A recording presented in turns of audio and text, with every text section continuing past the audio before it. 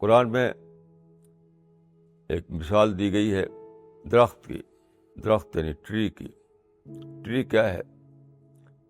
قرآن میں بتایا گیا ہے کہ درخت جو ہے وہ سچے بلیور کی مثال ہوتا ہے۔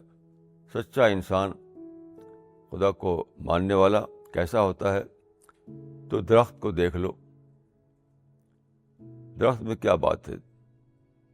تو بتایا گیا ہے کہ وہ ہمیشہ دوسروں کے لیے فائدہ پہنچاتا ہے، یعنی اس ہماری دنیا کا ایک گیور ممبر ہے، وہ ٹیکر ممبر نہیں۔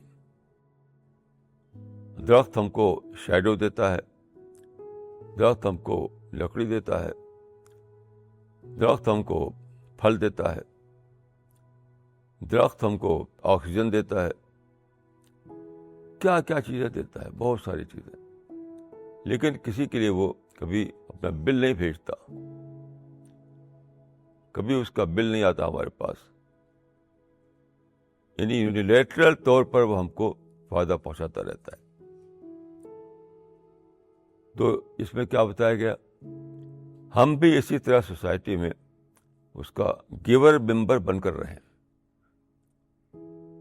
سوسائٹی کا ٹیکر ممبر بن کر رہنا یہ یونیورسل کلچر نہیں ہے۔ جو یونیورسل کلچر ہے یہاں پر وہ کیا ہے؟ دوسروں